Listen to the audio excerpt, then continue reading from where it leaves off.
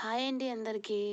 ఈరోజు వీడియోలో మనం సెప్టెంబర్ 2024కి సంబంధించిన సైన్స్ అండ్ టెక్ ఏవైతే విజన్లో ఇంపార్టెంట్ కరెంట్ అఫైర్స్ ఉన్నాయో వాటికి సంబంధించి డిస్కస్ చేద్దాము. ఇలా నేనైతే హైలైట్ చేసేసానండి ఇంపార్టెంట్ అయిన పాయింట్స్ మాత్రం. విజన్లో ఏంటంటే చాలా డెప్త్ ఇచ్చేస్తాడు కొన్ని పెద్ద న్యూస్లు అవిని. అంత డెప్త్ చదవాల్సిన అవసరం ఉండదండి మనకైతే. ఎందుకంటే యూపీఎస్సీ లెవెల్ ఇంకా కాంపిటేటివ్ ఎగ్జామ్స్ హయ్యర్ స్టడీస్ ఉంటాయి కదా, వాటికైతే యూజ్ అవుతుంది తప్ప మనకి అన్నెసెసరీగా సిలబస్లో లేని టాపిక్స్ అన్ని చదువుతున్నట్టు అవుతుంది. సో ఏవైతే ఇంపార్టెంట్ మెయిన్ ఫోకస్ ఉన్నాయో మన సిలబస్ బేస్డ్ అవి మాత్రం హైలైట్ అవ్వడం జరిగింది ఇందులో. సో మెయిన్లీ ఇది గ్రూప్ 2 ఫోకస్ ఉంటుందండి, గ్రూప్ 2 మెయిన్స్ ఫోకస్. సో ఈ పీడిఎఫ్ కనుక కావాలి అంటే ఇలా హైలైట్ చేసిన పీడిఎఫ్ టెలిగ్రామ్లో జాయిన్ అవ్వండి. టెలిగ్రామ్ లింక్ అనేది మన ఛానల్ బయోలో ఉంటుంది, ఒకసారి చెక్ చేయండి. అండ్ లేట్ చేయకుండా వీడియోలోకి అయితే వెళ్ళిపోదాం. సైన్స్ అండ్ టెక్నాలజీలో భారతీయ అంతరిక్ష స్టేషన్ అనేది మనకి ఎస్టాబ్లిష్ చేయాలి అని చెప్పని అనుకుంటుంది అనమాట. మనకి ఇప్పటి వరకు ఇంటర్నేషనల్ స్పేస్ స్టేషన్ అనేది లేదు మన ఇండియాకి సంబంధించి. దాన్ని మనం చేయాలి. అండ్ ఏదంటే గగన్యాన్ ప్రోగ్రామ్ అనేది ఉందన్నమాట. దాన్ని ఎక్స్టెండ్ చేస్తూ మనం భారతీయ అంతరిక్ష స్టేషన్ని కూడా మనం ఎస్టాబ్లిష్ చేసుకోవాలని చెప్పని అయితే న్యూస్లో ఉందన్నమాట. దానికి యూనియన్ క్యాబినెట్ అప్రూవల్ ఇచ్చింది. ఇక్కడ వచ్చేసి ముందు అసలు గగన్యాన్ మిషన్ ఏంటంటే India's first human space flight అనమాట. అంటే ఏంటంటే హ్యూమన్స్ని స్పేస్లో పంపించడం కోసం ఈ ఇండియా పంపిస్తుంది అనమాట. సో ఇండియాకి వచ్చేసి ఇది first human space flight. And other countries కొన్ని అయితే చేశాయి, ఇండియాకి మాత్రం ఇది ఫస్ట్ టైం అనమాట. దీనికి అప్రూవల్ 2018లోనే ఇచ్చారు. ఏంటంటే ఆస్ట్రోనట్స్ని 400 కిలోమీటర్స్ ఆర్బిట్లో, అంటే ఎర్త్ నుంచి 400 కిలోమీటర్స్ పైన ఆర్బిట్లో ఒక 3 days ఉంచి వాళ్ళని వెనక్కి సేఫ్గా తీసుకురావడమే ఈ గగన్యాన్ ప్రోగ్రామ్ అనమాట. ఇక్కడ హ్యూమన్ రేటెడ్ లాంచ్ వెహికల్ LVM-3ని యూజ్ చేస్తున్నారనమాట. ఈ గగన్యాన్ ప్రోగ్రాంలో లాంచ్ వెహికల్ వచ్చేసి LVM-3. అండ్ ఇక్కడ న్యూస్లో ఇచ్చిన దాని ప్రకారం ఏంటంటే ఈ గగన్యాన్ అనేది development of first module of BAS and 4 missions for demonstration and validation of various technologies for BAS by 2028 December 2028 కల్లా ఇవన్నీ కంప్లీట్ చేయాలని చెప్పని అనుకుంటున్నారనమాట. అండ్ గగన్యాన్ ఏదైతే ఉందో అందులో 4 మిషన్స్ అనేవి ఆన్గోయింగ్లో ఉన్నాయి. అది 2026 కల్లా కంప్లీట్ చేయాలి గగన్యాన్ ప్రోగ్రాంలో 4 మిషన్స్ అనేవి అని అయితే టార్గెట్ అనేది పెట్టుకుందనమాట ఇండియాలో. భారతీయ అంతరిక్ష స్టేషన్ BAS అంటే. అండ్ ఏంటంటే మెయిన్గా భారతీయ అంతరిక్ష స్టేషన్ అనేది 2028కి ఒక బేస్ మాడ్యూల్ని లాంచ్ చేయాలని చెప్పని అయితే అనుకుంటున్నారు. ఫుల్లీ ఆపరేషనల్ వచ్చేసి 2035 కల్లా ఫుల్లీ ఆపరేషనల్ ఉంటుంది. ఫస్ట్ మాడ్యూల్ వచ్చేసి 2028 కల్లా లాంచ్ చేయాలని అయితే అనుకున్నారనమాట. అండ్ ఎక్కడ ఉంటుంది స్టేషన్ అంటే ఎర్త్కి ఉంటుంది కదా, ఎర్త్ నుంచి 400 to 450 కిలోమీటర్స్ పైన అయితే ఉంటుందన్నమాట. ఇది మెయిన్గా ప్రజెంట్ కాన్సెప్చువలైజేషన్ ఫేజ్లోనే ఉంది. కాన్సెప్చువలైజేషన్ ఫేజ్ అంటే ఓన్లీ ఒక ఐడియా, ఒక అవగాహన అనేది ఉందన్నమాట. దాన్ని నెమ్మదిగా ఆపరేషన్లోకి తీసుకొస్తారు. అది ఆపరేషనల్ అని 2035కి ఫుల్లీ ఆపరేషనల్ అయితే అవుతుంది. అండ్ ఫస్ట్ మాడ్యూల్ వచ్చేసి 2028కి అయితే లాంచ్ చేస్తారు. అండ్ మెయిన్గా ప్రజెంట్ గ్లోబల్ స్పేస్ ఎకానమీ ఎంత కాంట్రిబ్యూట్ చేస్తుందంటే $546 బిలియన్ కాంట్రిబ్యూట్ చేస్తుంది. అందులో ఇండియా షేర్ అనేది ఓన్లీ 2% ఉందన్నమాట. దాన్ని 10%కి ఇంక్రీజ్ చేయాలని చెప్పని విజన్ అయితే పెట్టుకుంది మన ఇండియా.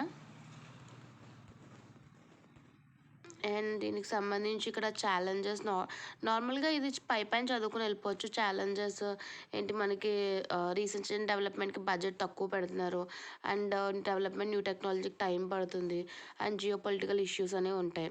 అండ్ స్పేస్ రిలేటెడ్ అయితే ఆస్ట్రోనాట్ హెల్త్కి సంబంధించి ఇబ్బందులు ఉంటాయి. అండ్ స్పేస్ డెబ్రిస్, స్పేస్లో చిన్న చిన్ని రాళ్ళు అవి ఉంటాయి కదా, అంటే చిన్న చిన్ని పార్టికల్స్ అవి, వాటిని డెబ్రిస్ అంటాం అనమాట. అలాంటి చిన్న చిన్న పార్టికల్స్ వల్ల ప్రాబ్లమ్స్ అనేవి వస్తాయి అని చెప్పని ఇచ్చాడు. అండ్ ఇక్కడ అదర్ స్పేస్ స్టేషన్కి సంబంధించి మెయిన్గా ఇంటర్నేషనల్ స్పేస్ స్టేషన్ ఒకటి ఆపరేషన్లో ఉంది. ఇనామరేటివ్గా ఆల్రెడీ సోవియట్ యూనియన్ అండ్ అమెరికాని లాంచ్ చేశాయి, కానీ అవి ప్రజెంట్ అయితే ఆపరేషన్లో లేవు. ఆపరేషన్లో ఉన్నాయి ఏంటి, ఇంటర్నేషనల్ స్పేస్ స్టేషన్, అదేంటంటే లో ఎర్త్ ఆర్బిట్లో మెయింటైన్ చేస్తారనమాట. మెయిన్గా 5 స్పేస్ ఏజెన్సీస్ దీన్ని కొలాబరేటివ్గా మెయింటైన్ చేస్తున్నాయి. ఆ 5 ఏంటి, నాసా అంటే United States, Roscosmos Russia, ESA Europe, JAXA Japan, and CSA Canada. So ఈ 5 కంట్రీస్ ఇంటర్నేషనల్ స్పేస్ స్టేషన్ ఏదైతే ఉందో దాన్ని మెయింటైన్ చేయడం, దాన్ని చూసుకోవడం అనేది చేస్తున్నాయి అన్నమాట. అండ్ అప్కమింగ్ కూడా కొన్ని ప్రోగ్రామ్స్ అనేవి ఉన్నాయి, అవి వచ్చాక చూసుకుందాం. నెక్స్ట్ న్యూస్ వచ్చేసి బ్రెయిన్ కంప్యూటర్ ఇంటర్ఫేసెస్ అంటే ఏంటంటే, మెయిన్గా ఇది ఎందుకు తీసుకొచ్చారు అంటే, బ్లైండ్ పేషెంట్స్ ఉంటారు కదా, వాళ్ళకి హెల్ప్ చేయడం కోసం ఒక బ్లైండ్ స్లైట్ చిప్ అనేది తీసుకొచ్చారనమాట. దాన్నే Neuralink's blind sight brain computer interface అని చెప్పని అంటమాట. ఏంటంటే ఇది మెయిన్గా మనం బ్రెయిన్ ఏదైతే సిగ్నల్స్ ఇస్తుందో ఆ సిగ్నల్స్ ఒక డివైస్కి కనెక్ట్ చేసి ఆ డివైస్ అనేది ఎగ్జిక్యూట్ చేస్తుంది అనమాట. నెక్స్ట్ చూద్దాము, నెక్స్ట్ పిక్చర్ ఉంటుంది, దాని ద్వారా మీకు అర్థమవుతుంది. ఇక్కడ ఏంటంటే దీనికి బ్రేక్ త్రూ డివైస్ కింద స్టేటస్ అనేది ఇచ్చారనమాట. ఎవరిచ్చారు, by US food and drug administration. ఎవరైతే US food and drug administration organisation ఉందో అది ఈ న్యూరోలింక్ బ్లైండ్ స్లైట్ ఏదైతే ఉందో దానికి బ్రేక్ త్రూ డివైస్ అని చెప్పని స్టేటస్ అయితే ఇవ్వడం జరిగిందనమాట. అండ్ బ్లైండ్ స్లైట్ చిప్ అనేది దేనికి ఏమంటే చెప్పాను కదా, బ్లైండ్ పేషెంట్స్కి యూజ్ అవుతుందని.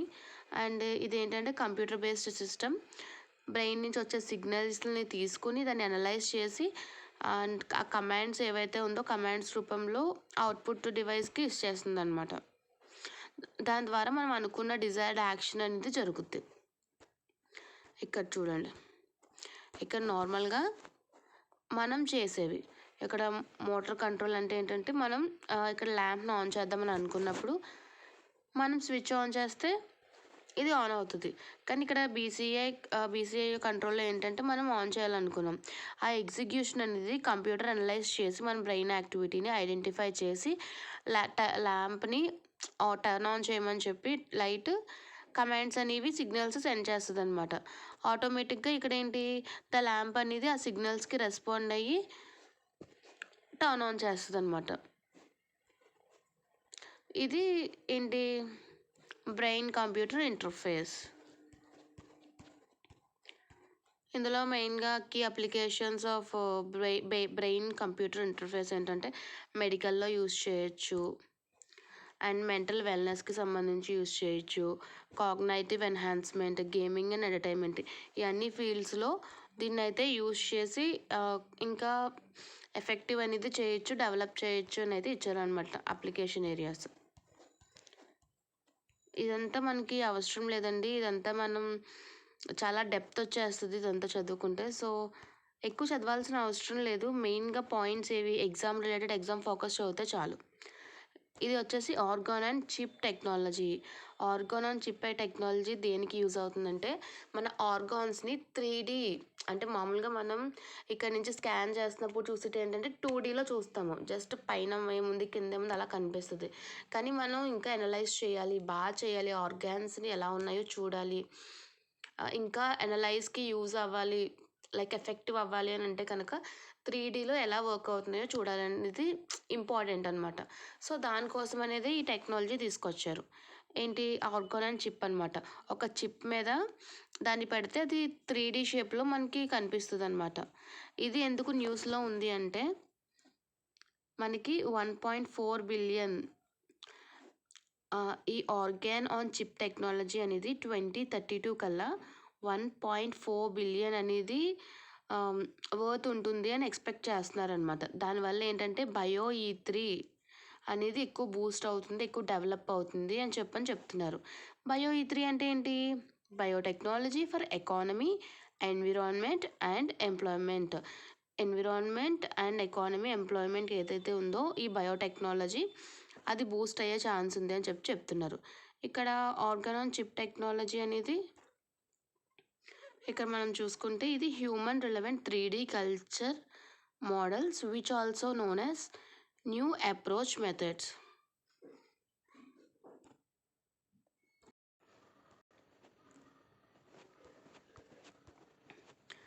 ఇక్కడ చూడండి, ఇక్కడ ఈ చిప్ ఉంటుందన్నమాట. ఆ చిప్ మీద ఆర్గాన్ టిష్యూ ఏదైతే ఉందో ఆ టిష్యూని పెడతారు. అది మనకి 3Dలో ఇలా కనిపిస్తుంది అనమాట. దానివల్ల ఎక్కువ అడ్వాంటేజెస్ అనేవి చాలా ఉన్నాయి. మెడికల్లో ఉన్న అడ్వాంటేజెస్ అండ్ ఫార్మాసిటికల్ ఇండస్ట్రీస్లో అవి కూడా కొంచెం ఎక్కువ ఈజీగా డెవలప్ చేయడానికి వాటికి యూజ్ అవుతాయి అన్నమాట. అది జస్ట్ దానికి సంబంధించిందండి. అండ్ ఛాలెంజెస్ కూడా ఉన్నాయి.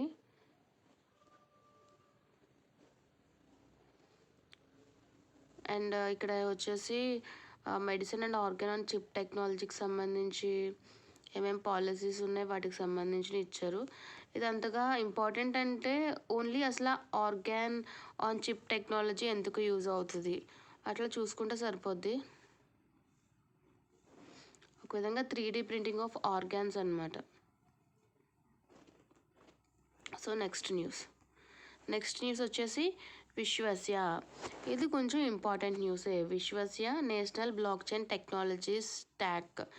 ఈ national blockchain technology stack దేంట్లోకి వస్తుందంటే మనకి science and tech emerging technologies ఉన్నాయి కదా, ఎమర్జింగ్ టెక్నాలజీస్లో ఇది ఒక ఇంపార్టెంట్ కరెంట్ పార్ట్ అనేది చెప్పచ్చు. దీన్ని ఎవరు లాంచ్ చేశారంటే ministry of electronics and information technology. ఈ మినిస్ట్రీ అనేది విశ్వస్య నేషనల్ బ్లాక్ చైన్ టెక్నాలజీ స్టాక్ని అయితే లాంచ్ చేశారనమాట. దీంతోపాటు ఇంకా కొన్ని అయితే లాంచ్ చేయడం జరిగింది, అవి చూద్దాం. NBF లైట్ ఇది ఒక block chain sand box platform అంట. దేనికోసం అంటే మెయిన్గా స్టార్టప్స్, అకాడమియా వీటి కోసం అనేది ఎక్స్పెషల్గా డెవలప్ చేశారు దీన్ని. అండ్ ప్రామాణిక్ ఏ ఏంటంటే that is a solution that harness blockchain technology to verify mobile app origins and powered by national blockchain framework. Mobile apps ఏవైతే ఉన్నాయో వాటిని వెరిఫై చేయడం కోసం అనేది తీసుకొచ్చారనమాట. ఏంటిది? Pramanik. And national blockchain పోర్టల్ని కూడా తీసుకొచ్చారు. ఏవైతే ఈ బ్లాక్ చైన్ రిలేటెడ్ ఫ్రేమ్వర్క్ ఉంటాయో వాటికి సంబంధించిన కంటెంట్ని మేనేజ్ చేయడం కోసం నేషనల్ బ్లాక్ చైన్ పోర్టల్ అనేది తీసుకొచ్చారు. ఈ Vishvasya national blockchain technology stack ఏంటంటే blockchain as a service కింద యూస్ చేస్తామన్నమాట. ఈ బ్లాక్ చైన్ దాంట్లో ఏంటంటే మెయిన్గా ఏదైనా ట్రాన్సాక్షన్స్ అవి జరిగినప్పుడు ఇది బ్లాక్ చైన్ టెక్నాలజీ అనేది ఒక లెడ్జర్ టెక్నాలజీ అనమాట. Distributed ledger technology. ఆ డిస్ట్రిబ్యూటెడ్ లెడ్జర్ టెక్నాలజీ అనేది బ్లాక్స్ కింద మనకి ఎప్పటికప్పుడు కొత్త బ్లాక్ క్రియేట్ అవుతుంది. ఎండ్ అయిపోయాక ఆ బ్లాక్లో మనం ఏవైతే చేసామో ట్రాన్సాక్షన్ అది స్టోర్ అయి ఉండిపోతుంది అనమాట. చూద్దాం ఒకసారి. ఇది క్లౌడ్ బేస్డ్ ఇన్ఫ్రాస్ట్రక్చర్ అనేది ఉంటుంది. అంటే ఏంటంటే సేవ్ అయింది క్లౌడ్లో సేవ్ అవుతాయి అన్నమాట. ఇక్కడ ఫీచర్స్ ఆఫ్ విశ్వస్య బ్యాస్ అనేది సెక్యూరిటీ ఉంటుంది and geographically distributed infrastructure and rapid end to end permissionised blockchain. ఇక్కడ చూసారు కదా, బ్లాక్ చైన్ అనేది is an innovative distributed ledger technology అనమాట. ఎవరు తీసుకొచ్చారు అంటే సతోషి నకామోటో 2009లో తీసుకొచ్చారు. ఫస్ట్ ఇంట్రడ్యూస్ చేశారు అనమాట. దేనికి సంబంధించి క్రిప్టో కరెన్సీ, బిట్కాయిన్ వీటికి సంబంధించి అయితే ఈ బ్లాక్ చైన్ టెక్నాలజీని తీసుకొచ్చారు. ఇక్కడ చూడండి వర్కింగ్ మీకు వెంటనే అర్థమవుద్ది బ్లాక్ చైన్ ఎలాగా వర్క్ అవుతుందో. ఫస్ట్ మనం ఏదైనా ట్రాన్సాక్షన్ స్టార్ట్ చేసాము అనుకో, దాని తర్వాత మనం ఎవరికి పంపిస్తున్నామని చెప్పని ఇలా P2P నెట్వర్క్ అనేది ఉంటుందన్నమాట. మనకి ఎవరికి పంపించాలో అన్నీ సెలెక్ట్ చేశాక వ్యాలిడేషన్ అడిగాక స్టేక్ హోల్డర్స్ అనేవి ట్రాన్సాక్షన్ డీటెయిల్స్ చూసుకుంటారు కరెక్ట్గా చేస్తామని చూసుకున్నాక వెరిఫికేషన్ చేసేసి ఇక బ్లాక్ చైన్ కూడా ఒక్కొక్క బ్లాక్స్ కింద డివైడ్ అయ్యి ఆ బ్లాక్స్లో మనం చేసిన ట్రాన్సాక్షన్ ఇది సేవ్ అవుతుంది అనమాట. దీనికి సంబంధించి మనం క్రిప్టో కరెన్సీస్లో యూస్ చేయొచ్చు అండ్ ఓటింగ్ సిస్టమ్స్లో యూస్ చేయొచ్చు. చాలా అప్లికేషన్స్ అనేవి ఉన్నాయన్నమాట. మెయిన్గా ప్రజెంట్ అయితే ఈ ఏదైతే బ్లాక్ చైన్ టెక్నాలజీ ఉందో అది ప్రెజెంట్ ఎమర్జింగ్ టెక్నాలజీలో ఇంపార్టెంట్ అనమాట. అండ్ బ్లాక్ చైన్ టెక్నాలజీకి సంబంధించి మనం ఇంపార్టెంట్ స్టాటిక్ పార్ట్ కూడా చూడాల్సిన అవసరం ఉంది. మన వీడియోలో ఎమర్జింగ్ టెక్నాలజీకి సంబంధించి వీడియో అయితే ఉంది, ఒకసారి వెళ్ళి చెక్ చేయండి. And other initiative block chain టెక్నాలజీని మనం ప్రమోట్ చేయడానికి ఇండియా ప్రమోట్ చేయడానికి తీసుకొచ్చింది ఏంటంటే national strategy on block chain by ministry of electronics and information technology and centre of excellence in block chain technology and future prime skill అని ఒక scheme తీసుకొచ్చారనమాట. దానివల్ల ఏంటంటే ప్రజెంట్ ఏవైతే ఎమర్జింగ్ టెక్నాలజీస్ ఉన్నాయో ఆ టెక్నాలజీస్ అనేవి స్టూడెంట్స్కి ఇవ్వడం, స్కిల్స్ని ప్రొవైడ్ చేయడం అంట. అప్స్కిల్లింగ్ రీస్కిల్లింగ్ అనేవి చేస్తారనమాట. మెయిన్గా ఈ ఫ్యూచర్ స్కిల్ ప్రైమ్ అనేది ఎవరు తీసుకొచ్చారో అని అడుగుతారు. మినిస్ట్రీ ఆఫ్ ఎలక్ట్రానిక్స్ అండ్ ఇన్ఫర్మేషన్తో పాటు నాస్కామ్ ఈ రెండు కలిపి మనకి ఈ ఫ్యూచర్ స్కిల్ ప్రైమ్ని అయితే తీసుకొచ్చాయన్నమాట. Next India's research and development ecosystem. ఇది అనేది చాలా చాలా చాలా ఇంపార్టెంట్ అండి ఈ కరెంట్ అఫైరు. ఎందుకంటే ఇది రీసెర్చ్ అండ్ డెవలప్మెంట్ ఎకోసిస్టంలో ఒక 3 స్కీమ్స్ని కలిపేసి ఒక స్కీమ్ కింద తీసుకొచ్చారు. ఇదైతే ఎగ్జామ్లో రావడానికి స్కోప్ అయితే చాలా కనిపిస్తుంది. విజ్ఞాన్ ధార అనేది ఒక 3 స్కీమ్స్ని కంటిన్యూషన్ చేస్తూ 3 స్కీమ్స్ని ఈ విజ్ఞాన్ ధారాలతో కలిపేశారనమాట. 3 స్కీమ్స్ కలిపి ఒక స్కీమ్ కింద తీసుకొచ్చారు. అంతే అండి. దానికి సంబంధించి ఏంటంటే మెయిన్గా ఎవరు తీసుకొచ్చారు, దీని మెయిన్ నోడల్ మినిస్ట్రీ వచ్చేసి ministry of science and technology. ఇది centre sector scheme.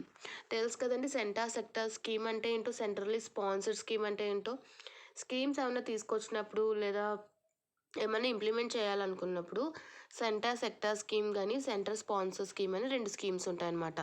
Centre sector scheme అంటే ఏంటంటే మొత్తం ఫండింగ్ ఇంప్లిమెంటేషన్ మొత్తం సెంట్రల్ స్టేట్లోనే ఉంటుంది.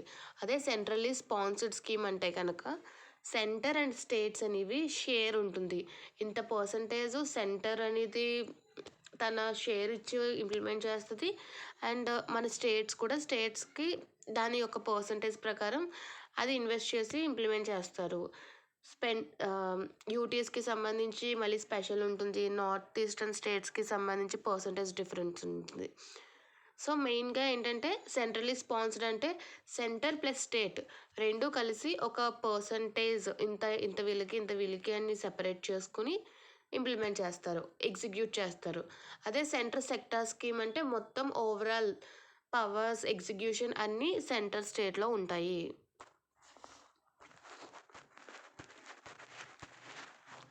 త్రీ స్కీమ్స్ని కలిపేసాం కదా, ఆ మెయిన్గా స్కీమ్స్కి సంబంధించినవి ఏంటంటే science and technology institutional and human capacity building, research and development, innovation, technology development and deployment. ఇదేంటంటే ఈ 3 స్కీమ్స్ని కలిపి విజ్ఞాన్ ధారా స్కీమ్ అనేది తీసుకొచ్చారు. ఇక్కడ బిట్ ఎలా అడిగే ఛాన్స్ ఉందంటే which of the following 3 components are merged in Vigyan Dhara అని అడగచ్చు. ఇక్కడ మనం చూసుకుంటే రీసెర్చ్, ఇన్నోవేషన్, టెక్నాలజీ డెవలప్మెంట్. దాన్నే 3 స్కీమ్స్: రీసెర్చ్, టెక్నాలజీ, ఇన్నోవేషన్. ఆ 3 స్కీమ్స్ని కలిపేసి విజ్ఞాన్ ధార అని తీసుకొచ్చారనమాట. దీని టెన్యూర్ వచ్చేసి 2021-22 నుంచి 2025-26 వరకు. 15th కమిషన్ ఎంత టైం పీరియడ్ ఉందో అదే సేమ్ టైం పీరియడ్ దీని టెన్యూర్ అనేది ఇచ్చారనమాట. దీనివల్ల మెయిన్గా ఏమవుతుంది, ఎకనామిక్ గ్రోత్ ఉంటుంది, నాలెడ్జ్ బేస్డ్ ఎకానమీగా అంటే రీసెర్చ్ అండ్ డెవలప్మెంట్ని ఎక్కువ ఫాస్టర్ చేయొచ్చు, డెవలప్మెంటల్ ఛాలెంజెస్ని అడ్రస్ చేయొచ్చు, నేషనల్ సెక్యూరిటీకి యూజ్ అవుతుంది, ఇలానే తీసుకొచ్చారనమాట. Present research and development eco సిస్టంలో మన ఇండియా ఎలా పర్ఫామ్ చేస్తుందో చూద్దాం. నెంబర్ ఆఫ్ సైంటిఫిక్ పబ్లికేషన్స్ వచ్చేసి ఇండియా మన వరల్డ్ వైడ్లో ఇండియా అనేది 3rd ర్యాంక్ అంట. And patents filed as per 2022 India అనేది 6th నెంబర్లో ఉంది. అండ్ రీసెంట్గా రిలీజ్ అయిన global innovation index 2024 global innovation index 2024లో 39th position out of 133 global economies. బెటర్గానే పర్ఫామ్ చేస్తుందని చెప్పచ్చు ఇన్నోవేషన్లో. అండ్ రీసెర్చ్ అండ్ డెవలప్మెంట్ని ప్రమోట్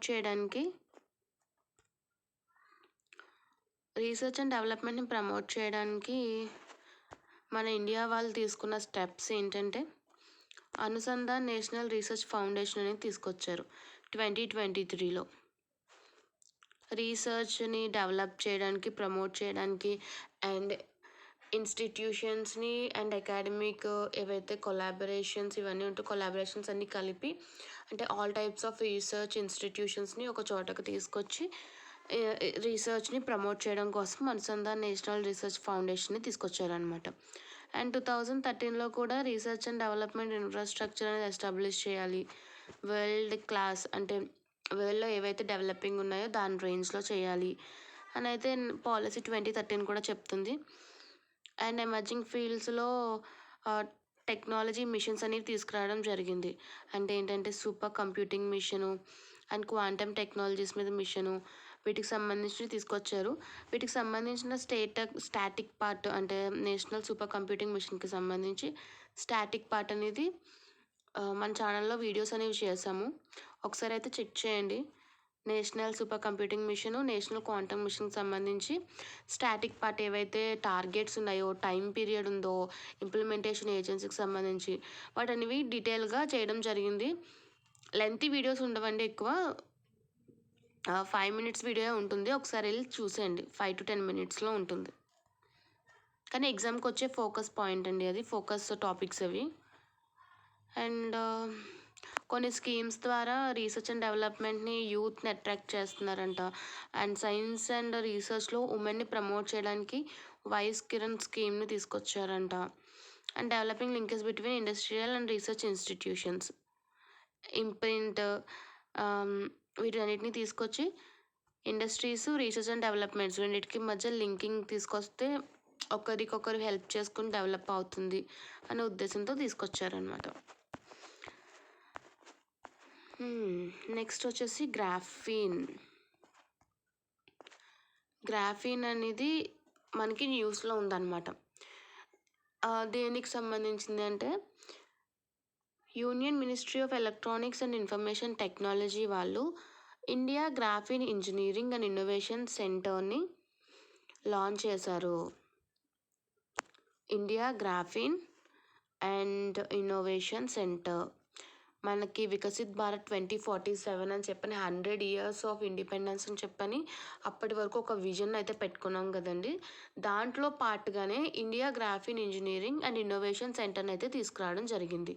ఇది దేనికి అండర్లో ఎస్టాబ్లిష్ చేశారు అంటే, కంపెనీస్ యాక్ట్ 2013లో ఇట్స్ ఒక నాట్ ఫర్ ప్రాఫిట్ కంపెనీ అనమాట. సెక్షన్ 8 కంపెనీస్ యాక్ట్ 2013 ప్రకారం ఇదైతే ఎస్టాబ్లిష్ చేయడం జరిగిందనమాట. తెలిసిందే కదా, పర్పస్ వచ్చేసి create a hub of excellence in graphene technology commercialisation. అంటే అన్ని అప్లికేషన్స్లో like energy storing, health care, material coating, వీటన్నిటికీ సంబంధించిన దాంట్లో ఈ గ్రాఫిన్ యూస్ చేసి డెవలప్ చేయాలి అనే ఉద్దేశంతో తీసుకురావడం జరిగింది. అండ్ దీనికి సంబంధించి డిఫరెంట్ పార్ట్స్ ఆఫ్ ఇండియాలో సెటప్ చేయడం జరిగిందనమాట. రీసెర్చ్ అండ్ డెవలప్మెంట్ సెటప్ వచ్చేసి ట్రివాండ్రం, కేరళలో చేశారు. And corporate and business development hub వచ్చేసి Bengaluru, Karnataka. And manufacturing unit అనేది ఇక్కడ ఇవ్వలేదు. మ్యానుఫ్యాక్చరింగ్ యూనిట్ ఎక్కడ చేస్తారంటే పలక్కాడ్, కేరళ. మ్యానుఫ్యాక్చరింగ్ యూనిట్కి సంబంధించి కేరళలో ఎస్టాబ్లిష్ చేయడం జరిగిందనమాట. అండ్ ఈ గ్రాఫిన్ని 2004లో డిస్కవర్ చేశారు. చేసింది ఎవరు అంటే ఆండ్రీ జెమ్ అండ్ కోన్స్టాన్ నవోస్లేవ్, వీళ్ళిద్దరూ అయితే ఎస్టాబ్లిష్ చేయడం జరిగింది. అండ్ ఈ గ్రాఫిన్లో వాళ్ళకి 2010లో నోబెల్ ప్రైజ్ కూడా రావడం అనేది జరిగింది.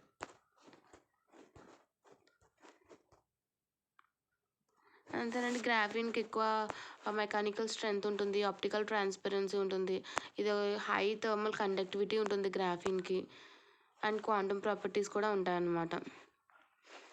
ఈ గ్రాఫిన్ ఎక్కడ యూస్ చేస్తామంటే ఎనర్జీ స్టోరేజ్లో యూస్ చేస్తాము, ఎలక్ట్రానిక్స్ ఇండస్ట్రీలో యూస్ చేస్తాం, వాటర్ ఫిల్టరేషన్, ఎన్విరాన్మెంట్, వీటన్నిటికి సంబంధించి కూడా వాటికి అప్లికేషన్స్ అనేవి ఉన్నాయి గ్రాఫిన్కి.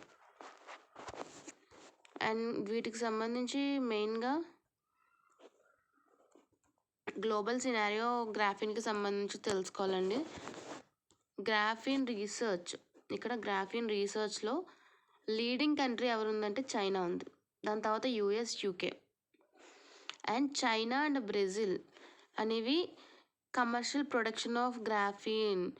ఇక్కడ గ్రాఫిన్ మీద రీసెర్చ్ ఎక్కువ చేసేది చైనా అండ్ ప్రొడ్యూస్ చేసేది కూడా చైనాయే. అండ్ ఇండియా వచ్చేసి చైనా చేస్తున్న గ్రాఫిన్ ప్రొడక్షన్లో 1/12 పార్ట్ చేస్తుందట ఇండియా. ఎంత బ్యాక్ ఉందో గ్రాఫిన్ ప్రొడక్షన్లో చూడండి. అండ్ ఇండియా ఇనిషియేటివ్స్ అనేవి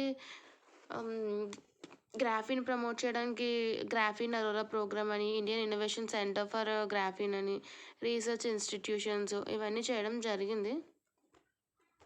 బట్ ఇంకా ఎంత చేస్తున్నా కానీ మనం ఇంకా వెనకే ఉన్నాము అని అర్థమవుతుంది. News in short. Science and టెక్నాలజీలో మనకి షార్ట్ న్యూస్లు చూద్దామండి. ఇప్పుడు షార్ట్ న్యూస్లు వచ్చేసి క్వాంటమ్ న్యాచురల్ లాంగ్వేజ్ ప్రాసెసింగ్. ఇదేంటంటే ఇది న్యాచురల్ లాంగ్వేజ్ ప్రాసెసింగ్ అనమాట. అంటే ఏంటంటే మనం కంప్యూటర్స్కి ఇన్స్ట్రక్షన్స్ ఇస్తాం కదా, మన హ్యూమన్ లాంగ్వేజ్ని ఇంటరప్ట్ చేసి, మ్యానిపులేట్ చేసి కాంప్రిహెండ్ చేస్తుంది అనమాట. అంటే మనం ఇచ్చిన ఇన్స్ట్రక్షన్స్ని అది ఇంటర్ప్రెట్ చేసి ఇంప్లిమెంట్ చేయడానికి మధ్యలో లాంగ్వేజ్ అనేది అర్థం చేసుకోవడం అది ఉంటుంది కదా, ఆ పార్ట్నే ఇది చేస్తుంది అనమాట. Quantum natural language processing. ఇది వరకు ట్రెడిషనల్ కొన్ని యూజ్ చేసేవాళ్ళం. దాంట్లో ఏంటంటే సింటాక్స్తో ఇబ్బంది అయ్యేదన్నమాట. సింటాక్స్ కొంచెం సరిగ్గా ఇవ్వకపోయినా, మనకి ఇన్పుట్స్ అనేవి సరిగ్గా ఇవ్వకపోయినా సింటాక్స్లో అవుట్పుట్ సరిగ్గా వచ్చేది కాదనమాట. సో ఇక్కడ ఏంటంటే మెయిన్గా ఇది గ్రామర్ మీద అండ్ మీనింగ్ మీద, రెండింటి మీద ఫోకస్ చేసి చేస్తుందన్నమాట. ఇదే దీని యొక్క మెయిన్ డెవలప్మెంట్ బిఫోర్ అని చెప్పాలన్నమాట. అండ్ అంతే, just quantum natural language processing అనేది రీసెంట్గా ఎమర్జ్ అయిందనమాట ఫర్ లార్జ్ లాంగ్వేజ్ మోడలింగ్. దేనికోసం యూజ్ చేస్తారంటే ఎక్కువ పెద్ద ఫర్ లార్జ్ లాంగ్వేజ్ మోడలింగ్లో యూజ్ చేస్తారు. నెక్స్ట్ సిలికాన్ కార్బైడ్కి సంబంధించి ఒక మ్యానుఫ్యాక్చరింగ్ ఫెసిలిటీని ఒడిస్సాలో ఎస్టాబ్లిష్ చేసింది. ఇది first silicon carbide manufacturing facility అనమాట. India's first silicon carbide manufacturing facility to be set up in which state అని చెప్పని క్వశ్చన్ ఇచ్చే అవకాశం ఉంది సైన్స్ అండ్ టెక్ పార్ట్లో. సో ఆన్సర్ వచ్చేసి ఒడిస్సా అనమాట. అండ్ ఈ సిలికాన్ కార్బైడ్ ఎందులో యూజ్ చేస్తాము అంటే సెమీకండక్టర్ డివైజెస్లో, మెకానికల్ సీల్స్లో, స్ట్రక్చరల్ సెరామిక్స్లో, హీట్ ఎక్స్చేంజర్స్ ఇలాగా ఈ సిలికాన్ కార్బైడ్ అనేవి యూజ్ చేస్తామన్నమాట. ఎందుకంటే దీనికి ఎక్సలెంట్ థెర్మో మెకానికల్ క్యారెక్టరిస్టిక్స్ అనేవి ఉంటాయి. Next Polaris Dawn mission. Polaris Dawn mission అనేది world's first private space walk. ఇది వరల్డ్స్ ఫస్ట్ ప్రైవేట్ అనగానే అర్థమైంది ప్రైవేట్లీ ఫండెడ్ అని చెప్పని. ఎవరు చేశారంటే Jared Isaacman with SpaceX. ఈ పొలారిస్ డ్వాన్ మిషన్ ఏంటంటే ఎక్కడైతే ఎర్త్ రీజియన్స్లో హై రేడియేషన్స్ ఉంటాయో దాని ద్వారా ట్రావెల్ అనేది చేస్తుందన్నమాట. ఆ హై రేడియేషన్ ఎక్కడ ఉంటుందంటే మెయిన్గా 2 ఏరియాస్లో ఎక్కువ రేడియేషన్ అనేది ఉంటుంది. ఆ 2 ఏరియాస్ ఏంటంటే Van Allen radiation belt and South Atlantic anomaly. ఈ 2 ఏరియాస్లో స్పేస్ రేడియేషన్ అనేది చాలా ఎక్కువ ఉంటుందన్నమాట. ఈ వాన్ వెలిన్ రేడియేషన్ బెల్ట్ అంటే ఏంటంటే ఎర్త్లో మ్యాగ్నోటోస్పియర్ ఉంటుంది కదా, అది ఏం చేస్తుందంటే హై ఎనర్జీ రేడియేషన్స్ ఏవైతే సోలార్ నుంచి వస్తాయో వాటిని అబ్జార్బ్ చేసేసుకుంటుంది అనమాట. చేసుకుని ఒక షీల్డ్లా ఏర్పాటు చేస్తుంది. ఆ ట్రాప్డ్ పార్టికల్స్ అనేవి ఒక బెల్ట్లో ఏర్పడుతుంది అనమాట. ఒక 2 బెల్ట్స్ ఆఫ్ రేడియేషన్ లాగా, ఇన్నర్ బెల్ట్, అవుటర్ బెల్ట్ అనమాట. వాటిని ఏమంటామంటే వాన్ ఎలిన్ బెల్ట్స్ అని చెప్పని అంటాము. ఇన్నర్ బెల్ట్ ఎందుకు ఫామ్ అవుతుంది అంటే ఎర్త్ అట్మాస్ఫియర్లో కాస్మిక్ రేస్ యొక్క ఇంట్రాక్షన్ వల్ల ఇన్నర్ బెల్ట్ అనేది ఫామ్ అవుతుంది. అదే అవుటర్ బెల్ట్ వచ్చేసి హై ఎనర్జీ పార్టికల్స్ ఏవైతే సన్ నుంచి ఒరిజినేట్ అవుతాయో దాని ద్వారా అవుటర్ బెల్ట్ అనేది ఫామ్ అవుతుంది అనమాట. ఈ 2 బెల్ట్లు ఉండడం వల్ల ఏంటంటే అక్కడ ఎక్కువ సోలార్ స్ట్రోమ్స్, సోలార్ విండ్స్ అనేవి ఉంటాయి కాబట్టి ఎర్త్ని డ్యామేజ్ చేసే అవకాశం ఉందన్నమాట. సో దానికి అక్కడ ఉన్న రేడియేషన్స్ని స్టడీ చేయడానికి, ట్రావెల్ చేయడానికి ఈ పొలారిస్ డ్వాన్ మిషన్ అనేది లాంచ్ చేయడం జరిగిందనమాట. అండ్ ఈ సౌత్ అట్లాంటిక్ యానమోలీ అంటే ఏంటంటే సౌత్ అట్లాంటిక్ ఓషియన్, ఎక్కడైతే సౌత్ అట్లాంటిక్ ఓషియన్ దగ్గర ఈ ఇన్నర్ వాన్ వెలిన్ బెల్ట్ ఉంటుంది కదా, ఇక్కడ ఎర్త్ అనేది ఉంది. ఎర్త్కి 2 బెల్ట్లు ఉంటాయి, ఇన్నరు, అవుటరు. ఈ ఇన్నర్ బెల్ట్ ఏదైతే ఉందో ఇక్కడ సౌత్ అట్లాంటిక్ ఓషియన్కి దగ్గరగా ఉంటుందంట. లైక్ చాలా దగ్గరగా బెల్ట్ అనేది ఎక్స్టెండ్ అవుతుంది. ఆ ఎక్స్టెండ్ అయిన ఏరియానే మనం సౌత్ అట్లాంటిక్ యానమోలీ అని చెప్పని అంటాం అనమాట. ఇక్కడ చూడండి, it is a geographical region over South Atlantic Ocean where inner Van Allen radiation belt extends down particularly close to earth. So Polaris Dawn mission అనేది ఎవరు ప్లాన్ చేస్తారని అడగచ్చు, ఎవరితో కంబైన్డ్ అని అడగచ్చు. స్పేస్ ఎక్స్తో కంబైన్డ్, లేదా world's first private space walk which of the following అని ఇవ్వచ్చు. పొలారిస్ డ్వాన్ మిషన్ అనమాట. అండ్ దేని స్టడీ చేయడం కోసం పొలారిస్ డ్వాన్ మిషన్ అనొచ్చు. Earth radiation, earth reasons of high radiation, ఎర్త్లో ఎక్కడైతే హై రేడియేషన్ రీజన్స్ ఉంటాయో వాటిని స్టడీ చేయడం కోసం. అండ్ ఎక్కడున్నాయని అడగచ్చు, Van Allen belt and South Atlantic anomaly. Next వచ్చేసి వీనస్ ఆర్బిటర్ మిషన్. రీసెంట్గా క్యాబినెట్ అనేది అప్రూవల్ ఇచ్చిందనమాట ఈ వీనస్ ఆర్బిటల్ మిషన్ని డెవలప్ చేయడానికి. ఇది ఎవరు అకంప్లిష్ చేస్తారంటే department of space. And orbit ఈ వీనస్ ఏదైతే ఉందో ప్లానెట్ వీనస్, ఆ వీనస్ ఆర్బిట్లోకి ఒక సైంటిఫిక్ స్పేస్ క్రాఫ్ట్ని పంపించడం కోసం ఈ వీనస్ ఆర్బిటర్ మిషన్ అయితే అప్రూవ్ చేయడం జరిగిందనమాట. ఇక్కడ తెలిసిందే మనకి, ఒకవేళ వీనస్ ఆర్బిట్లో పెడితే వీనస్ సర్ఫేస్ ఎలా ఉంది. అండ్ మన ఇండియా అండ్ వీనస్ వచ్చేసి ట్విన్ సిస్టర్స్ అంటారు. దాని యొక్క ఎవల్యూషన్ ఎలా జరిగింది అండ్ ఫ్యూచర్ ప్లానెటరీ మిషన్స్ని ఎలా చేయొచ్చు అండ్ వీటన్నిటి గురించి మనకి తెలుస్తుంది అనమాట. ఈ వీనస్ గురించి మనం చూసుకుంటే ఎర్త్ ట్విన్ అని చెప్పని అంటాము, ఎందుకంటే ఎర్త్ అది కొంచెం సేమ్ సైజులోనే ఉంటుంది అండ్ ఆర్బిటల్ పీరియడ్ వచ్చేసి కూడా నియర్లీ ఉంటుందన్నమాట. అండ్ వీనస్ రేడియేషన్ వచ్చేసి 6052 అండ్ ఆర్బిటల్ పీరియడ్ వచ్చేసి 224.7. వీనస్ వచ్చేసి thick toxic clouds of sulphuric acid అనేది ఉంటుందన్నమాట. ఈ వీనస్ హాటెస్ట్ ప్లానెట్, చాలా హాట్గా ఉంటుందన్నమాట. ఎందుకంటే అక్కడ సల్ఫ్యూరిక్ యాసిడ్కి సంబంధించిన టాక్సిక్ క్లౌడ్స్ అనేవి ఫామ్ అయిపోయి ఉన్నాయన్నమాట. అండ్ అక్కడ సర్వైవ్ అయ్యే ఏకైక ఒక మైక్రోబియల్ లైఫ్ ఏంటంటే ఫాస్ఫీన్ అనమాట. ఫాస్ఫీన్ అది అక్కడున్న క్లౌడ్స్లో అబ్జర్వ్ చేశారంట. మెయిన్గా మనం ఇవి చూసుకుంటే ప్లానెట్స్ వెస్ట్ నుంచి ఈస్ట్కి తిరుగుతాయి అన్నీ, కానీ ఒక్క వీనస్ అండ్ యురేనస్ మాత్రమే ఈస్ట్ నుంచి వెస్ట్కి తిరుగుతాయి అన్నమాట.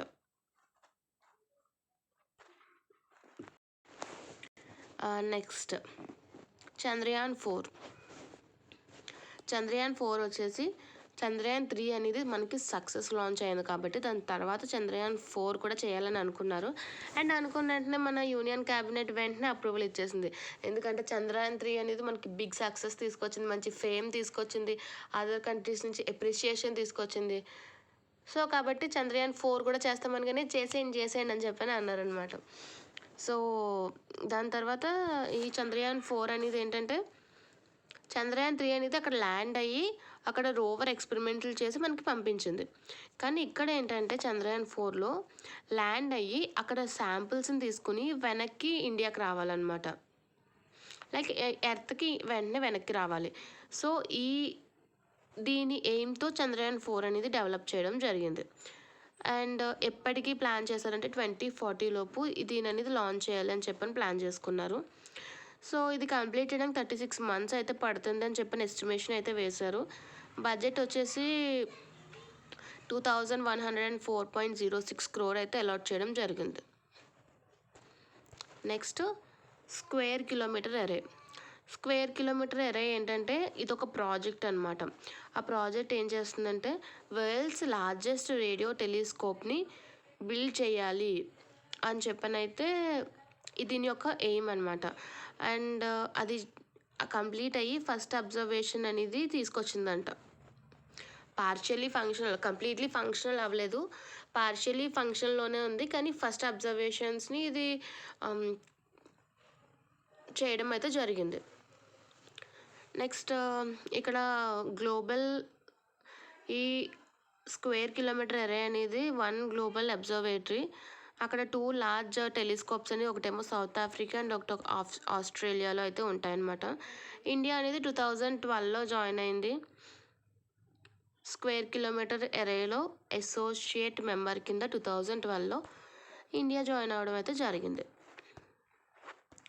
నెక్స్ట్ క్వాసర్స్.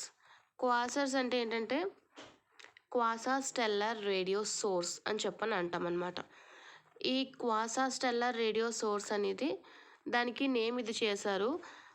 దాన్ని ఒక బ్రైటెస్ట్ క్వాసర్ అనేది డిస్కవర్ చేయడం జరిగింది. దేన్ని యూజ్ చేసి ఈ బ్రైటెస్ట్ క్వాసర్ని డిస్కవర్ చేశారంటే European Southern Observatory very large టెలిస్కోప్ని అయితే లాంచ్ చేయడం జరిగిందనమాట. అండ్ ఇదేంటంటే ఈ క్వాసర్స్లో మెయిన్లీ గెలాక్టిక్ న్యూక్లియా ఉంటుంది, and super massive black holes అనేవి అయితే ఉంటాయి, అండ్ మోస్ట్ లూమినస్ ఆబ్జెక్ట్స్ అనేవి ఉంటాయి. ఇది మనం మన కళ్ళతో చూడలేము, ఎందుకంటే మన ఇండియా నుంచి, మన ఎర్త్ నుంచి చాలా దూరం ఉంటుంది కాబట్టి మనం మన కళ్ళతో అయితే చూడలేము. ఇది ఓన్లీ టెలిస్కోప్తో చూడగలము. సో క్వాసా స్టెల్లర్ రేడియో సోర్స్ అంటే ఏంటంటే ఇది ఒక యాక్టివ్ గెలాక్టిక్ న్యూక్లియర్, అందులో సూపర్ మ్యాసివ్ బ్లాక్ హోల్స్ అనేవి ఉంటాయన్నమాట. మెయిన్గా ఇది యూనివర్స్లో ఉంటుంది. Saturn rings. సాటర్న్ రింగ్స్ అంటే డిజపియర్ అయిపోతాయి 2025 కల్లా అని చెప్పని న్యూస్ అయితే ఇచ్చారు. కానీ ఇక్కడ అసలైన రీజన్ ఏంటంటే అవి అసలు డిజపియర్ అవ్వంట. మన యొక్క ఆప్టికల్ ఇల్యూషన్ వల్ల ఆ సాటర్న్ రింగ్స్ అనేవి డిజపియర్ అయిపోయినట్టు మనకి కనిపిస్తాయంట. సో మనం చూసి డిజపియర్ అయిపోయాయి అని చెప్పి అనుకుంటాం. సో ఎప్పటిలోపు అంటే 2025 లోపు అవే ఛాన్స్ ఉందని అయితే చెప్పారనమాట. అండ్ నెక్స్ట్ న్యూస్ వచ్చేసి నీతి Aayog releases expert group report on future pandemic preparedness. దీనికి సంబంధించి నీతి ఆయోగ్ అనేది ఒక ఎక్స్పర్ట్ గ్రూప్ రిపోర్ట్ అనేది చేస్తుంది. అంటే ఏంటంటే ఇందులో ఏముంటాయంటే మెయిన్గా కోవిడ్-19లో ఏవైతే ఇష్యూస్ వచ్చాయో అండ్ నెక్స్ట్ వచ్చే పాండమిక్స్కి ఆ ఇష్యూస్ని ఎలా మనం తగ్గించి మనం ఎలా ఫేస్ చేయాలో అని చెప్పని అయితే ఒక రిపోర్ట్ ఇచ్చిందనమాట Niti Aayog. Challenges faced during Covid pandemic గురించి అడ్రస్ చేశారు. ఇది one health approach to address growing threat of zoonotic diseases ఏవైతే ఉన్నాయో అవి పెరిగే ఛాన్స్ అయితే ఉంది. మనకి ఇప్పటికీ థ్రెట్ అయితే ఉంది. సో దానికి మనం ఇప్పటి నుంచి ప్రిపేర్గా ఉండాలి. ఏదైనా కోవిడ్-19 వచ్చిన టైంలో మనకి సరిగ్గా ప్రిపేర్ లేము కాబట్టి ఇదంత ఎఫెక్టివ్గా లేదు. నెక్స్ట్ ఏమైనా వచ్చినా కానీ ముందే మనం ప్రిపేర్గా ఉండాలని చెప్పారనమాట. ఇందులో మనం ఇష్యూస్ ఏం ఫేస్ చేసామంటే ఈ డిసీజెస్ యాక్ట్ ఏదైతే ఉందో అది పబ్లిక్ హెల్త్ ఎమర్జెన్సీకి అంతగా అందులో ఉన్న ప్రొవిజన్ సూటబుల్ కాదంట. అండ్ డేటా మేనేజ్మెంట్ కూడా సరిగ్గా మెయింటైన్ చేయలేదంట. సో సర్వేలెన్స్ ఇవి కూడా సరిగ్గా చేయలేదు. అండ్ రీసెర్చ్ అండ్ ఇన్నోవేషన్ కూడా మనకి సంబంధించి తక్కువగా ఉంది. వ్యాక్సిన్స్కి సంబంధించి దాన్ని పెంచాలి అని అయితే చెప్పారనమాట. ఇక్కడ కీ రికమెండేషన్స్ ఏమి ఇచ్చారు అంటే ఒక పబ్లిక్ హెల్త్ ఎమర్జెన్సీ మేనేజ్మెంట్ యాక్ట్ని అయితే తీసుకురావాలి అన్నారు. And data management, surveillance of energy and early predictive warning. ముందే ఏదైనా వచ్చేటప్పుడు ముందే వార్నింగ్స్ అవి ఇచ్చేలాగా డేటా అనేది మన దగ్గర ఉండాలి. అండ్ మొత్తం అక్కడ ఏం జరుగుతుందో డేటా మొత్తం ఉంటేనే కనుక ఇన్ కేస్ వచ్చే ఛాన్స్ ఉందని చెప్పని మనకి ప్రెడిక్ట్ చేయొచ్చు ముందే అని చెప్పని ఇచ్చారు. అండ్ ఈ వ్యాక్సిన్స్కి సంబంధించి, హాస్పిటల్స్కి సంబంధించి, ఫార్మాస్యూటికల్స్కి సంబంధించి రీసెర్చ్ అండ్ ఇన్నోవేషన్ అనేది ఒక ఇన్స్టిట్యూట్ అనేది ఎస్టాబ్లిష్ చేయాలి అని అయితే నీతి ఆయోగ్ తన రిపోర్ట్లో అయితే చెప్పిందనమాట. ఇక్కడ మనకి ఎపిడమిక్ కానీ పాండమిక్ కానీ వచ్చినప్పుడు స్టేట్స్ ఏ లా ప్రకారం రెస్పాండ్ అవ్వాలి, సెంటర్ ఏ లా ప్రకారం రెస్పాండ్ అవ్వాలి అంటే మనకి కాన్స్టిట్యూషన్లో చూసుకుంటే 7th షెడ్యూల్లో ఎంట్రీ 6 అంటే అది స్టేట్ లిస్ట్లో ఎంట్రీ 6లో 7th షెడ్యూల్లో మనకి పబ్లిక్ హెల్త్ అండ్ శానిటేషన్ అనేది తీసుకొచ్చారనమాట. సో స్టేట్ అనేది స్టేట్ లిస్ట్లో ఉంది కాబట్టి 7th షెడ్యూల్లో పబ్లిక్ హెల్త్కి సంబంధించి, శానిటైజేషన్కి సంబంధించి అది టేక్ కేర్ తీసుకోవాలన్నమాట.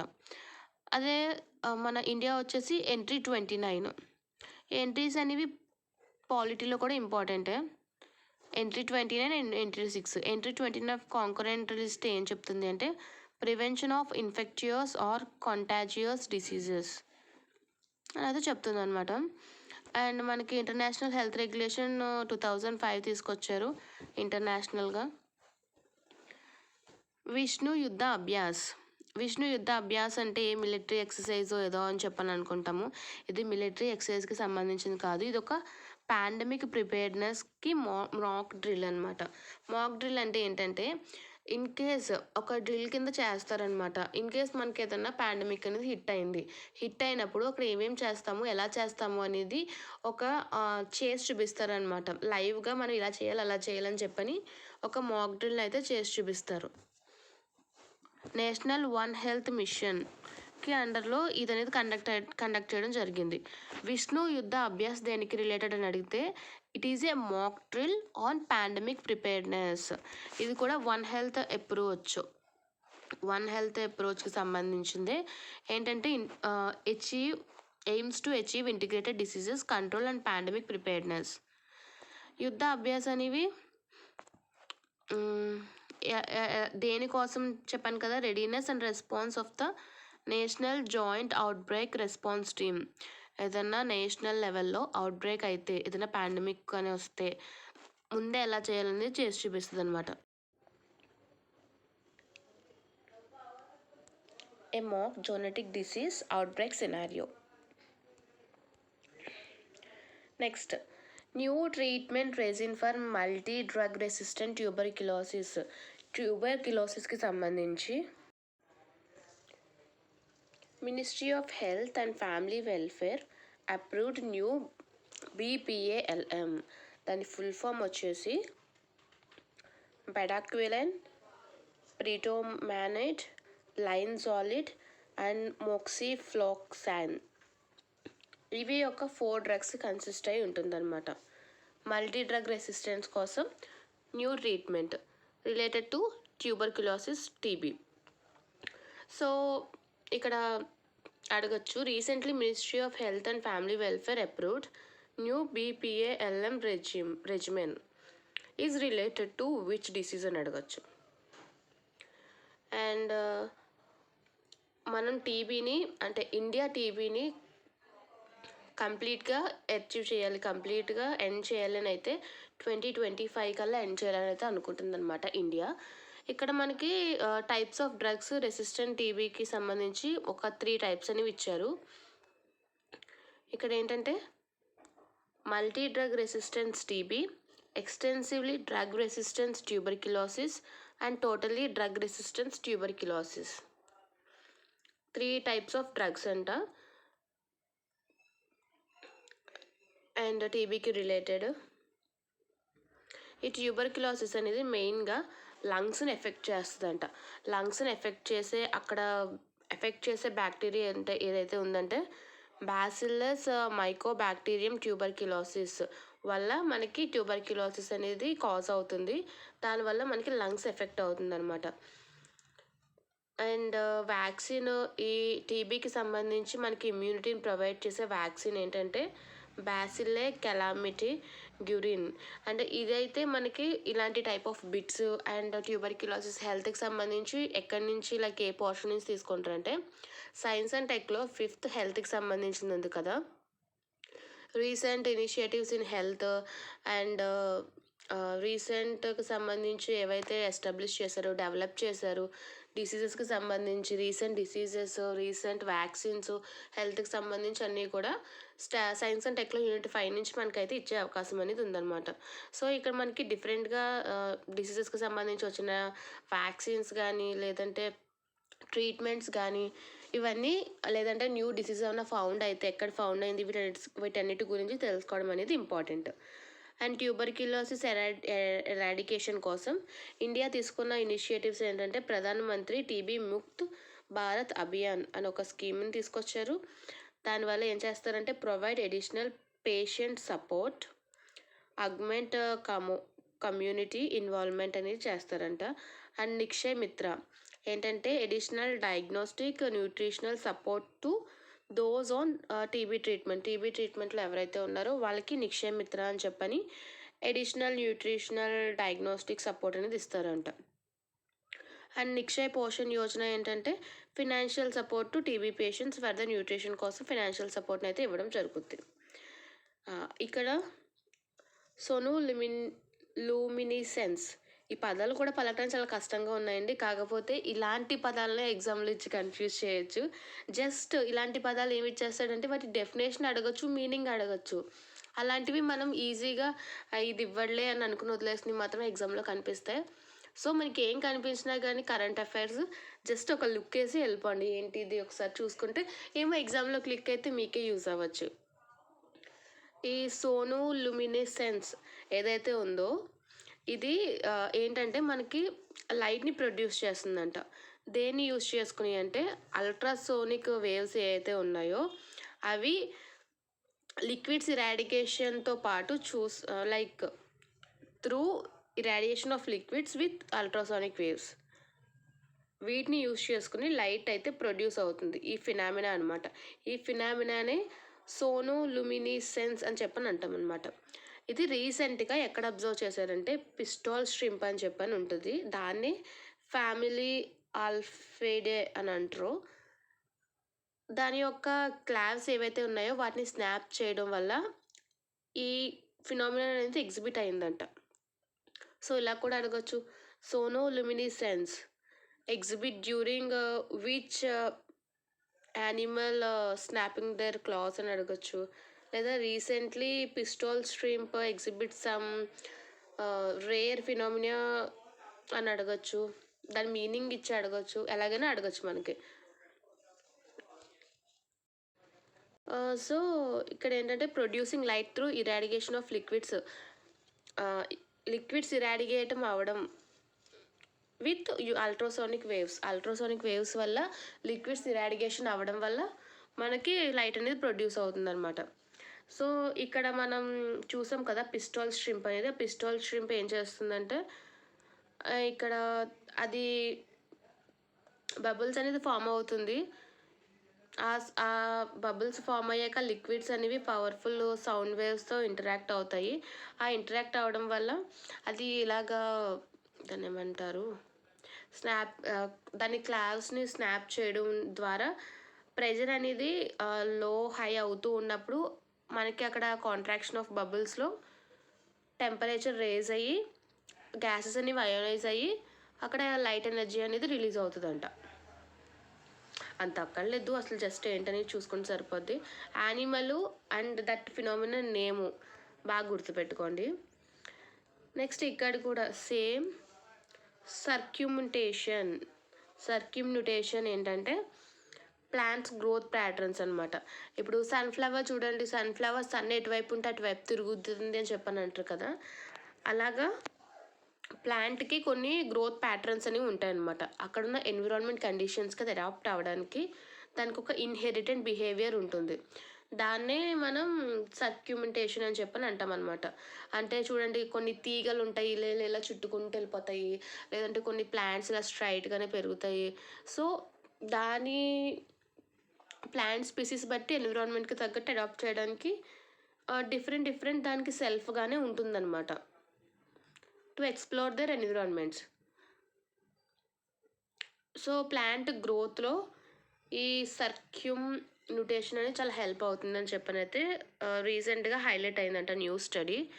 అండ్ వుడ్ వైడ్ వెబ్ అంటే ఏంటంటే న్యూ వర్డ్ అనేది ఇచ్చారు దీనికి. ఒక నెట్వర్క్ అనమాట. ఇప్పుడు మనకి ఒక పీపుల్ అనేవాళ్ళు మాట్లాడుకోవాలంటే సెల్ ఫోన్స్ ఇలా ఎలా కనెక్షన్స్ ఉన్నాయో, ట్రీస్లో కూడా వాళ్ళు ట్రీస్ వేరే ప్లాంట్ మాట్లాడుకోవడానికి రూట్స్ ద్వారా ఇవి మాట్లాడుకుంటాయంట. నేను చదువుతున్నప్పుడు కూడా వావ్ అనిపించింది. ఇక్కడ trees and other plants have their own network fungi అనేది ఉంటుందన్నమాట. దీనివల్ల ఏంటంటే ఇక్కడ అండర్ గ్రౌండ్ ఫంగల్ థ్రెడ్స్ అనేవి ఉంటాయి, నోన్ యాజ్ మైసీలియం అని చెప్పని అంటాం. ఆ రూట్స్ ఏవైతే ఉన్నాయో వేరే ప్లాంట్స్కి కనెక్ట్ అయ్యి న్యూట్రియంట్స్ షేర్ చేసుకోవడం కానీ కెమికల్ సిగ్నల్స్ ద్వారా కమ్యూనికేట్ చేయడం అనేది చేసుకుంటాయంట. అండ్ ఫైనల్లీ లాస్ట్ న్యూస్కి అయితే వచ్చేసాము. చాలా ఓపిక్గా విన్నారండి నా క్లాస్ని. Thank you so much. And ఇలాంటి వీడియోస్ని మీరైతే సపోర్ట్ చేయండి. లాస్ట్ న్యూస్ని చూసేద్దాం. Union cabinet approved establishment of national centre of excellence for animation, visual effects, gaming, comics and extended reality. ఏంటంటే ఇది ఒక సెంటర్ ఆఫ్ ఎక్సలెన్స్ అంట. దేనికోసము అంటే animation, visual effects, gaming, comics and extended రియాలిటీకి సంబంధించి యూనియన్ క్యాబినెట్ అనేది దీన్ని ఎస్టాబ్లిష్ చేయడానికి అప్రూవల్ అనేది ఇచ్చిందనమాట. ఎక్కడ ఎస్టాబ్లిష్ చేయడానికి? ముంబైలో. అండర్ కంపెనీస్ యాక్ట్ 2013 సెక్షన్ 8 ప్రకారం ఈ ఏవిజిసి ఎక్స్ఆర్ సెక్టార్ అందులో నేషనల్ సెంటర్ ఆఫ్ ఎక్సలెన్స్ అనేది ఎస్టాబ్లిష్ చేయడానికి అనమాట. ఇది ఒక specialised training cum learning programmes అనేవి ఉంటాయి, రీసెర్చ్ అండ్ డెవలప్మెంట్ ఎన్హాన్స్ చేయడానికి ఎక్సెట్రా యూజ్ చేయడానికి. Animation, visual effects, gaming, comics, extended reality వీటిలో రీసెర్చ్ అండ్ డెవలప్మెంట్ చేయడం కోసం అనేది దీన్ని తీసుకురావడం అయితే జరిగింది. ఇక్కడ మెయిన్గా వచ్చేసి అవి గుర్తుపెట్టుకుంటే చాలు, ఎక్కడ ఎస్టాబ్లిష్ చేస్తున్నారు, అండర్ విచ్ యాక్ట్ అని గుర్తుపెట్టుకుంటే సరిపోద్ది. అండ్ ఈ 26 బిలియన్ వరకు 2030కి 26 బిలియన్ అనేది ఎక్స్పెక్ట్ చేస్తున్నారంట. అండ్ 23 డైరెక్ట్ ఏమంత అక్కర్లేదు. సో ఇంతటితో September current affairs vision IAS అని మనం కంప్లీట్ చేసాము.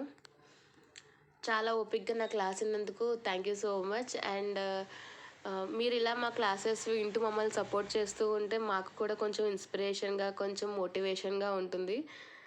అండ్ ఈ పీడిఎఫ్ కనుక కావాలంటే కనుక టెలిగ్రామ్లో జాయిన్ అయిపోండి. నేను పీడిఎఫ్ని అప్లోడ్ చేసేస్తాను.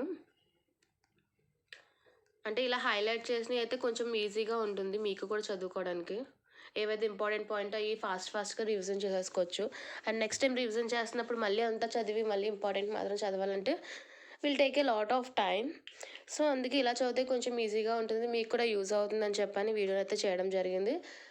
అండ్ ఎవరైనా ఫస్ట్ టైం చూస్తుంటే కనుక వీడియోని ఛానల్ సబ్స్క్రైబ్ చేసుకోవడం మర్చిపోకండి.